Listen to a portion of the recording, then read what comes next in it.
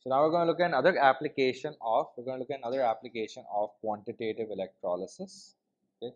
Specifically, we're going to look at electroplating. Okay, electroplating. So when we look at electroplating, okay, let's say that we have an article to be plated. Okay, so let's say that I have a spoon that I want to electroplate. Okay, so I have a spoon, and I want to plate this spoon with silver. Right, I want to electroplate the spoon with silver, so I'm going to have silver metal. Right. Now, of course, over here we want silver ions. We want silver ions to deposit or undergo reduction and form silver metal on the surface of the spoon, right? So when we talk about electroplating, right, the article to be plated, okay, is going to be your cathode. Okay, the cathode is the object to be plated. Okay,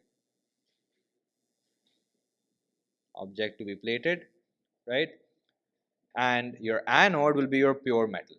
Okay, your anode will be your pure metal, the metal you're going to plate with.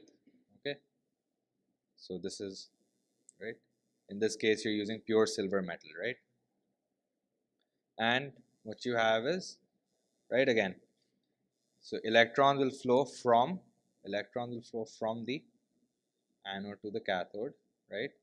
So you have this positive terminal and then you have this negative terminal, right? So here you have electrons going towards the article to be plated,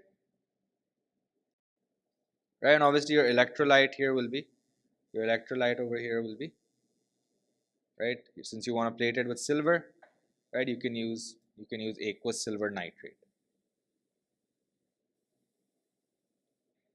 Okay, obviously always use an electrolyte that has the same ion as the metal you're trying to electroplate with, or purify in the case of purification. So now what happens is that at the anode, silver undergoes oxidation, right, to form silver ions and electrons, right? So the silver metal is dissolving in solution to form silver ions, and then at the cathode, these silver ions accept electrons, right? They undergo reduction to form silver metal, right? So again, the pure silver metal is dissolving, right, undergoing oxidation at the anode to form silver ions in solution, right? So this silver metal, right, losing electrons, right, and you're forming silver ions in solution, and then those silver ions are going to accept those electrons, okay, and they'll undergo reduction at the cathode, right? So again, obviously over time you're going to have silver depositing on the object that you want to plate, right? So this is called electroplating. In this case, the loss in mass at the anode, right, because the anode is decreasing in mass, right, because the silver metal is dissolving to form silver ions, is equal to the gain in mass at the cathode. Okay.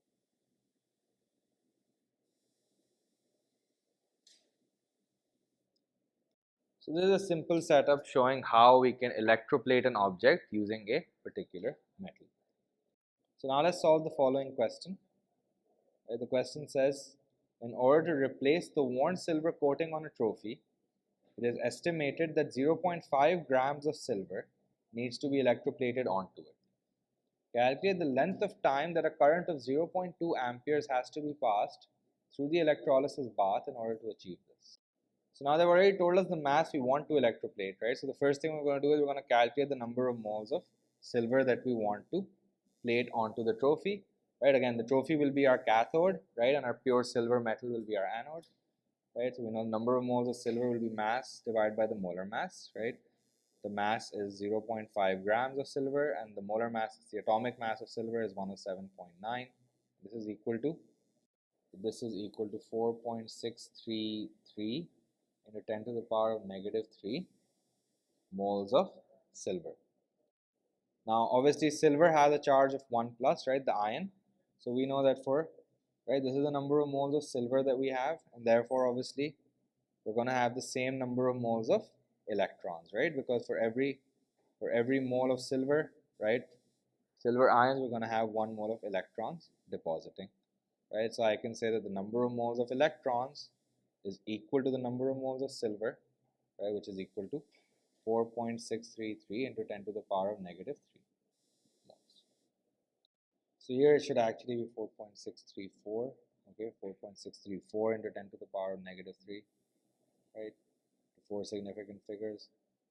So now we have the number of moles of electrons, right, and we know that the charge, right, we know that the charge is equal to the number of moles of electrons times Faraday's constant, right, and that is obviously Q is also equal to IT, right? So we can find the charge by using the number of moles of electrons in Faraday's constant and equate it to the product of the current and the time, right, and to find the time taken. So we can just say NF is equal to IT, right? यहाँ पर or over here we have 4.634 into 10 to the power of negative 3 moles of electrons. Faraday's constant is the charge on 1 mole of electrons. So that's 96,500 coulombs per mole. And this is equal to the current, which is 0.2 times time. And that gives us T is equal to 2,236 seconds. Okay, or the 3 significant figures, that would be 2,240 seconds.